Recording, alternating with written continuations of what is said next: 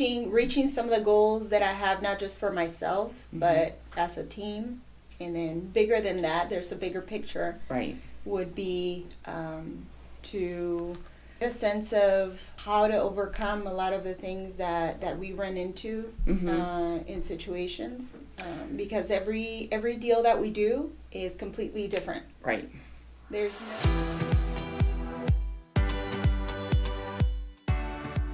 different. Right.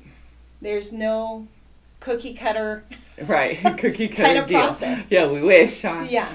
So, but there is a foundational process that I want to implement that can have stability. Right. Meaning systems. Meaning So systems. when you say foundation, that's where your foundation starts. Right. Okay. Meaning systems and processes as a team. I've been operating solo for many of my entrepreneurial and, different business ideas that I've had in the past. Right. So operating as a team is a whole different ballgame. It is. So that's where I seek a kind of a different sense of applying that mindset, but also the processes and, to have a nice flow of production as a team. So currently Dalila has, as far as team, she's this lead sales listing agent, listing agent, and Carrie is. And I have Carrie, and her Carrie buyer's focuses agent. on buyers. Yes, and she has a lot of skills, and in a lot of ways, we make a really good team. Is just getting that strong foundation, right? So that we can both, succeed as a team. Right. Not just myself or, well, your success is in her success. Or focus so much on her success or focus so much on my success, but focus on growing together. Right. Now, getting new clients, right, I can do. Negotiation, I've done my whole life, even in my sleep without knowing it. So I've been in and out of these skills throughout my life. Right. Okay. But kind of putting it all together in a package with a big bow. Right. Is the challenging part, and just overcoming those barriers of a lot of times it is mentality. And taking that bigger step, right, of growing. Right. So mentally, how to not just hit certain goals, but how to have a consistent growth. Right. Every year. Yeah. Right. So part of that is definitely systems, because what happens with most real estate agents' business is when they're busy, that's great because, they have all of these sales. And then what happens is they're so busy doing the ones that are under contract or the ones that are proceeding to closing, then what happens is when those start to close, you haven't worked anybody else. So that's your flat point. So the idea of when you're busy, and this is why an assistant's so important, and it's your first step in building a team is an assistant, is because somebody has to be working the paperwork side of that so that you're open to do more production.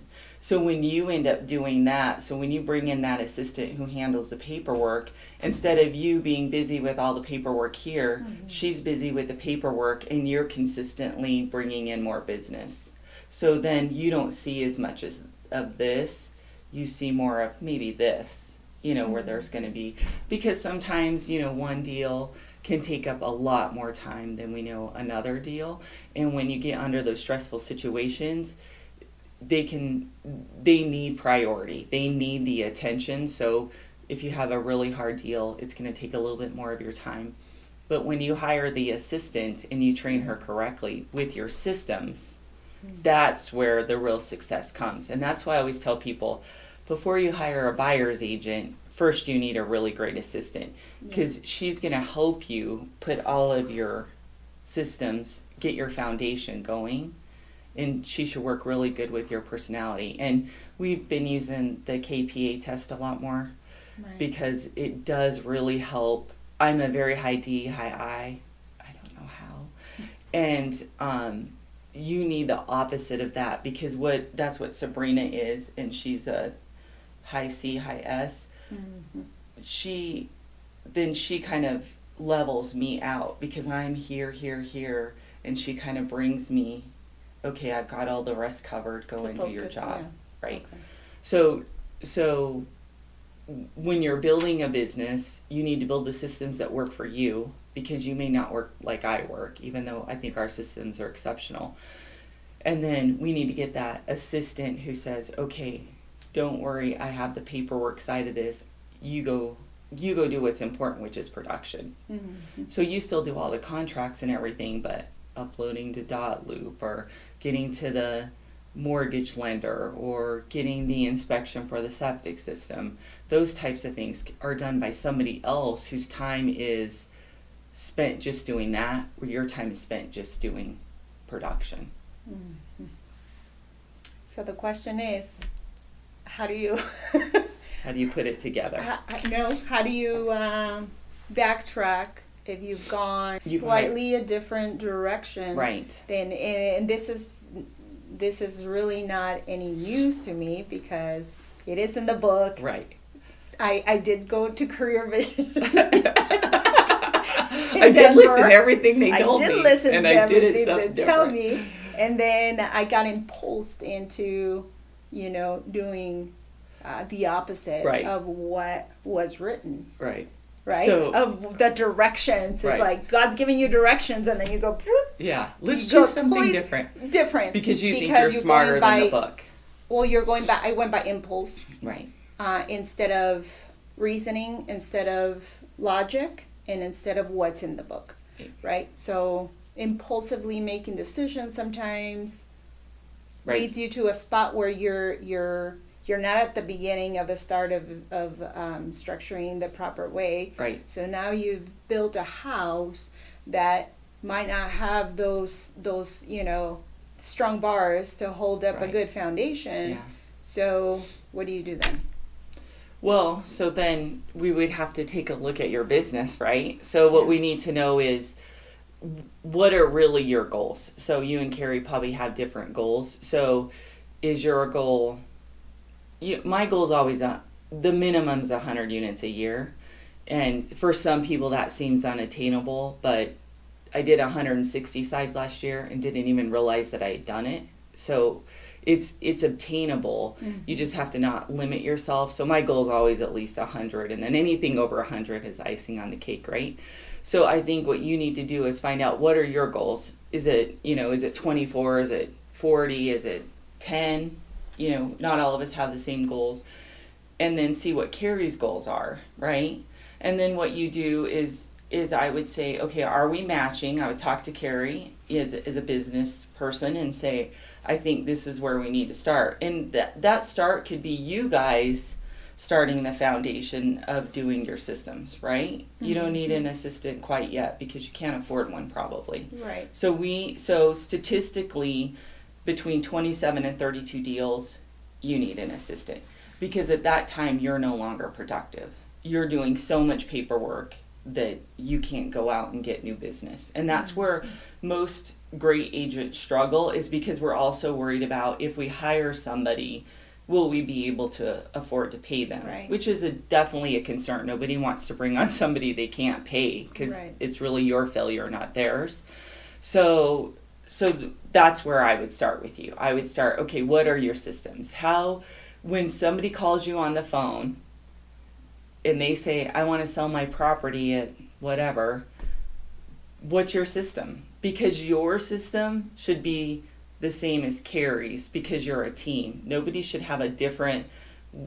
When we do our things in our office, they are very, very similar. Every deal runs the same way, because we know that organization makes it less stressful on me, my staff, and of course our buyer or seller. Mm-hmm. So it's when people get surprised is when they get nervous, including us, right? So I think you need to start with, okay, let's lay out some of our systems. When a lead comes in, if it's a seller, are you taking it? If it's Carrie's seller, are you taking it? you need to establish how that goes. So the way my team works is if they're my client or they call off of a sign or something, they're a seller, they go directly to me. Now, if they have a relationship with Megan or Jay or Cindy, then they can list their home. I just want to be involved in making sure we have the correct number and those types of things because I pay for everything. So I want to make sure, it's ready for photographs, those types of things. So I just like to be involved in the process so that we make sure we get to a successful closing. And then as far as buyers go, I have very few buyers I work with. So they're either clients maybe that are I've known forever. They're just my good friends, or I've worked with them for 3 or 4 years and I want to see us get to the end of the race basically. So I work with very few buyers, but the ones I do work with, they're kind of hand selected. Every other buyer, I may call and introduce myself and then give to, say, Megan is our buyer specialist. She has the ability, she's out there looking at property all day long. She knows what's on the marketplace. And then kind of hand them over and then periodically just check in on them to make sure that everything's going good. Because every week we have a meeting. So I know what's going on with our buyers and they know what's going on with our listings because our team has to know everything that's kind of going on with every deal.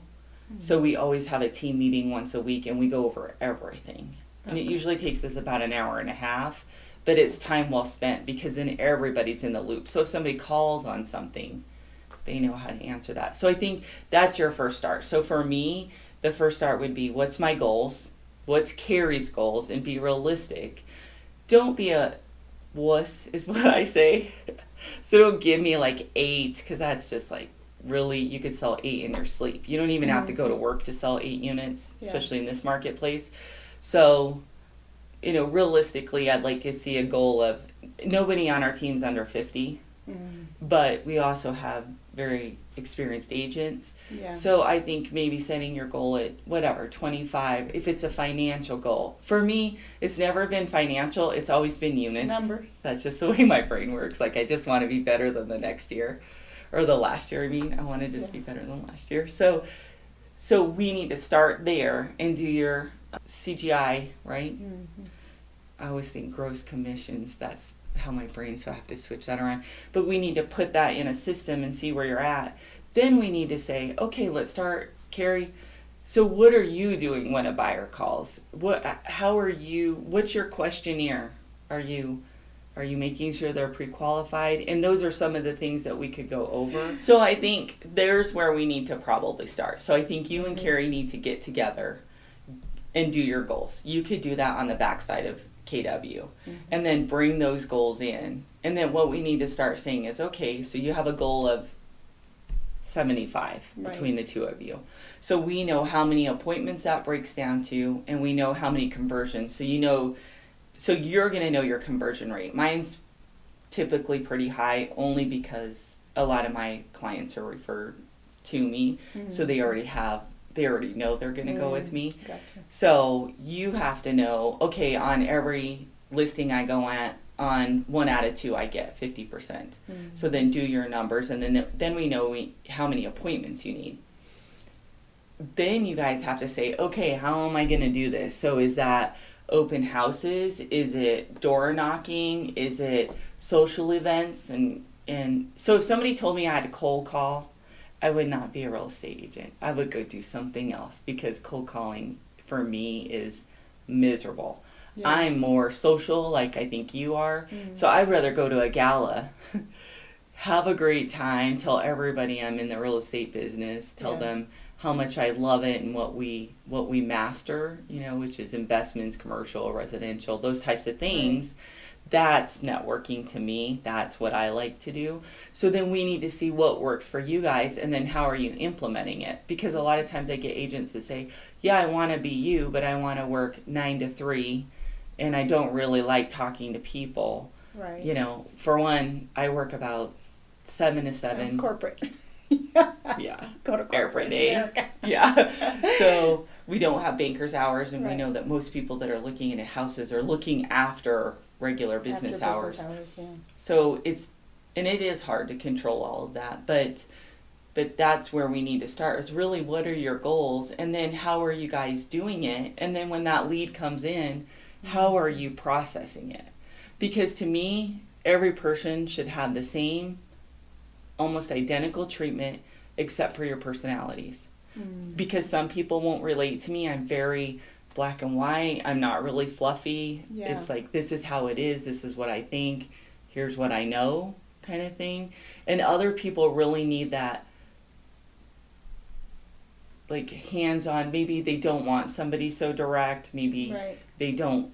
I mean, I might be too strong of a personality, and that's okay, because then I'm not the right agent for them. But we have somebody who's maybe a little more toned down than I am. Right. And that's okay, because we'd rather flip them to somebody who's happy, that they'll be happy working with, and that maybe has a little more time than to work with me. But a lot of people the people I work with are very similar to me. Yeah. They want to get in and out. They want the most details they can get to make that decision, and then bam, we're on it. So that's where we need to start. Okay. So your goal next time is to get down with Carrie. Get down. Get down. Get down with Carrie. Get down, get That's down. right. Little. There you go. There's a moment.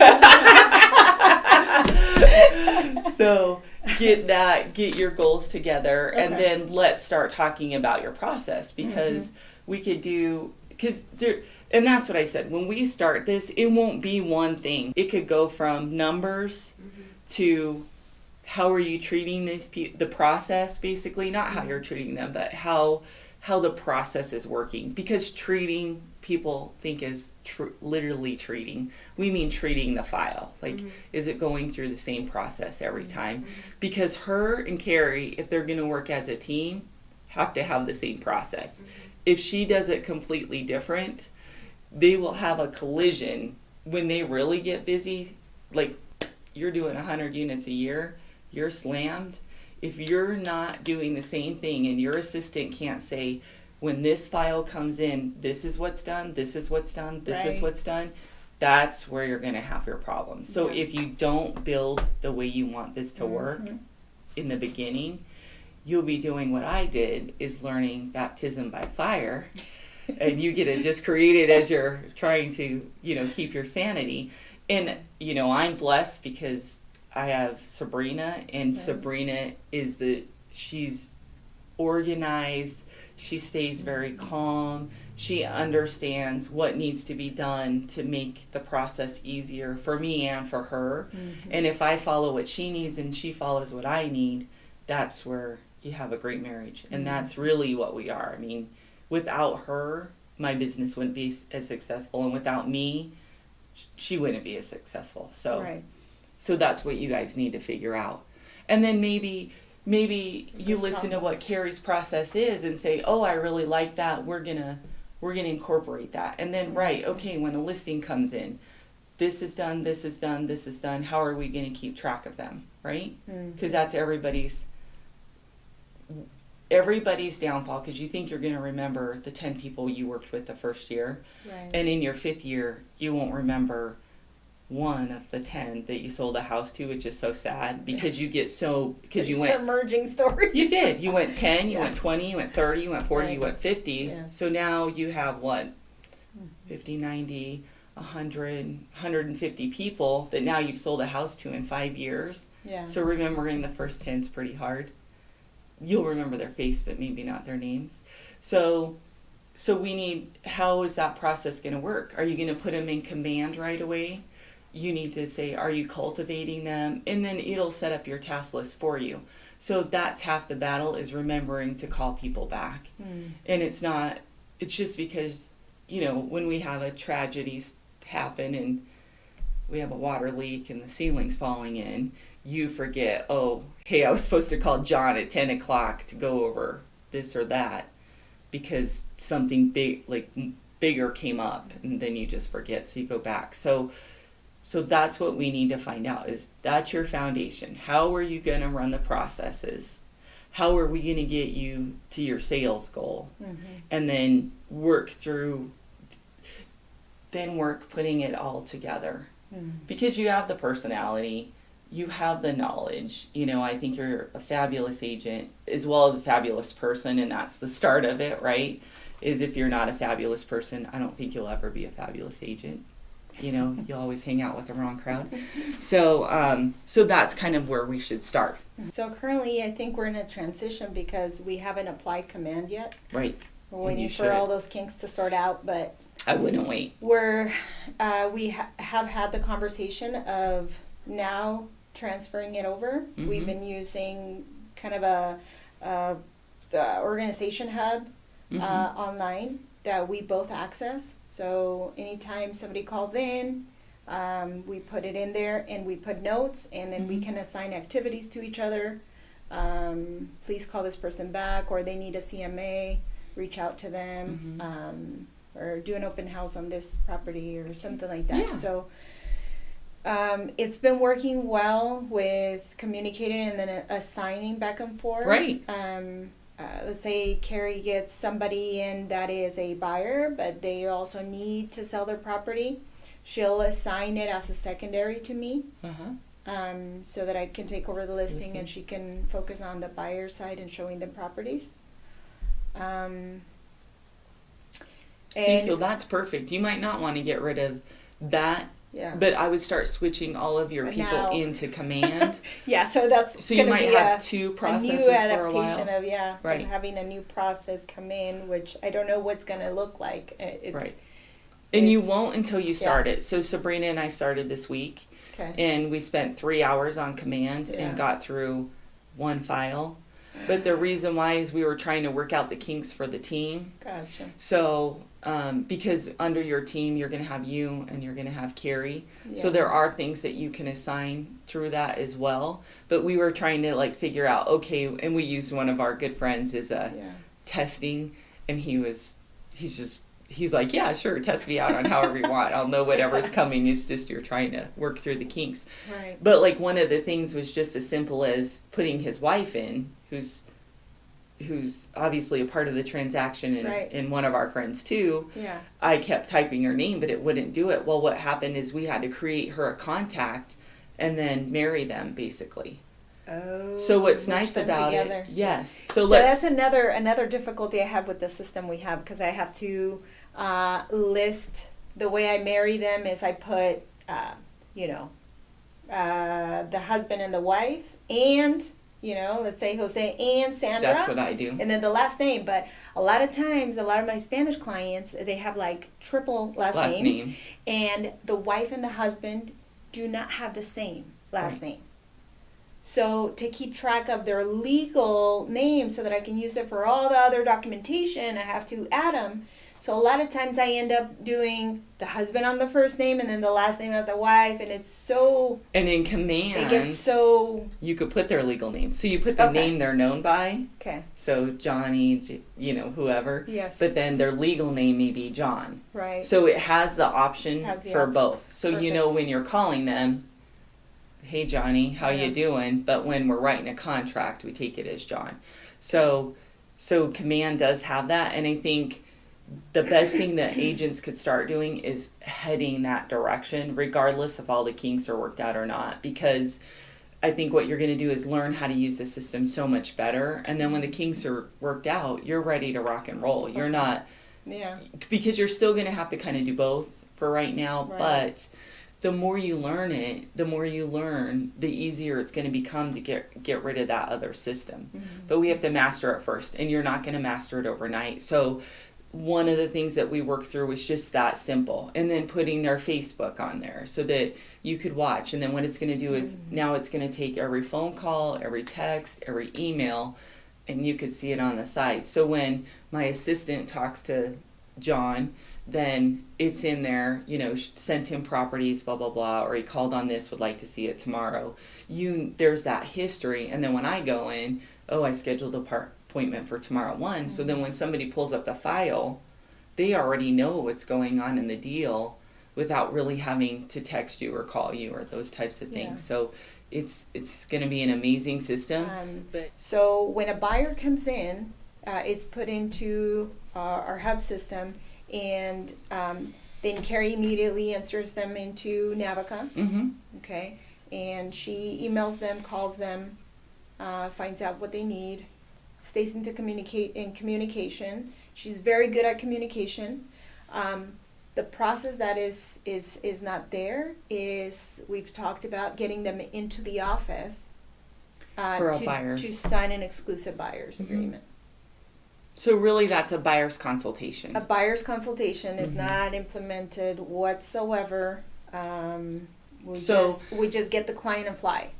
And I think, that's, so that's something that I would like to implement more structured and more accountable within, so that it's like you said, it's seamless, that it's done the same way. Right. Because we don't have to figure out every time somebody comes in and, what do we need to do? Like, it's just automatic. This is and what we do. Your brain is not having to figure out the same concept all over again. Right.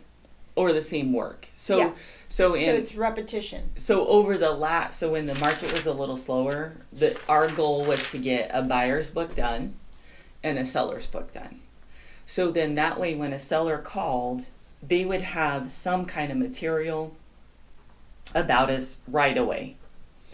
In a buyer's consultation, our goal was to tell them, here's the process, because a lot of people have only been through the process maybe once or twice in their lifetime. So it's not something that they remember how it goes. So we actually have a buyer's book that says, here's the process. Don't go open a new credit card. Don't open any new lines. Don't go buy your furniture before we close. And it has all that in the book. And then it also says, this is what your lender's going to expect from you. So we have a book that lays it out so that even if they don't come in for a buyer's consultation and sit down with you, they have the ability to look that up. And a lot of people read it. To me, especially first-time home buyers, they read it page for page. Yeah. And then what we do is, if they won't come in for a consult and they just want to start looking at property and you feel comfortable with our relationship, then if they have questions, I'll say something like, you read the buyer's book where it says, here's the 10 things not to do while we're under contract, so that we get to a successful closing. And a lot of times they'll say, oh yeah, I need to go back and look at that, or I haven't opened it yet. But then it gives them a resource instead of you being their only resource. Mm-hmm. And then in a seller's, we want to tell them, everything we do that's totally different than most agents, and what our track record is, because that's all a seller cares about. They want the most money. Mm-hmm. They want to make sure you know what you're doing, and basically how you're going to market your property. So all of those things you could put in a seller's book or a buyer's book, we put ours on Google Drive. That way we can edit it and then we save it in a PDF format. So as things change, we're able to change it too. But then when somebody calls, Carrie says, oh, it's a buyer, sent the buyer's book. Oh, it's a seller, sent the seller's book and told him you'll be calling him in the next 24 hours, or whatever the process is. And the more consistent you get at it, the easier it gets. And do you send it via email, or I do. You send it? Okay. I send it in email. If I'm going to a listing appointment, I take one with me in case they didn't get it or they didn't open it, because it's one of the things I like to show people that we do. Okay. And in a buyer's book, the team takes the buyer's book with them on their first appointment. Okay. So if they scheduled an appointment to see houses, but they don't want to come in for a sit down, then we start there. Right. Because really the most important thing is not the agency agreement, it's the relationship. Yeah. Because guess what? Sometimes I go out with people and I don't want to work with them. Yeah. They're going to be So that's a challenge, because especially people that feel that they can get a lot of that information through the online sources. Right. They're like, oh no, it's okay. I'm just looking, and so they don't want to sit down and officially work directly with you, but they want you to they want to drive around and for you to open houses, and they do like the relationship that you Right. know that you are Once the entertaining, relationship but they don't want happens, commitment. then they have to sign. Gotcha. So if Yeah. I'm going out 2 or 3 times, Yeah. I need to make sure I'm going to be paid at the end of our transaction. Right. And the only way to secure that is by having an agency agreement. But the other thing is the state requires you to do it. Right. So a lot of times agents just don't say, the state, my office requires me to have this. And the reason why is there's different ways that I could work for you. I could treat you as a customer, I could treat you as a buyer's agent, or I can treat as a transaction broker. And they need to know the differences. So, 2 or 3 times out, you need to, if they're asking you for advice, Right. this is where you go into the conversation saying, this is why, we need this signed. And it guarantees that the other agent is going to pay you as well. That's what our co-op is for. Yeah. So it shows that you established your relationship with them. Yeah. Yeah. So you know that I had the most buyer exclusive agreements done, right? No. Through Bold, Oh, you Yeah. did? Yeah. out of the whole group. Yeah. Okay, so I'm like, good, I'm whipping it out and saying sign. But it's implementing that process, like you have this process of Mm-hmm. saying, okay, this needs to be signed. What if they say, no, I don't want to sign? What is the, Then that's what is coaching. the steps? Yeah. Then that's what we do. Then you and That's I part go of- through role playing and say, Right. okay, what are you going to do? Script and- practice, pretty much. Right. Right. Okay. Yeah, I call it Right. role playing. Role It is playing. script practice. Yeah. So we'll use script practice. It'll be better. But we'll go through that as we're going. So your next goal then is get your numbers laid out and then write down your processes, and then we'll start working on those. Okay. Fair? Okay.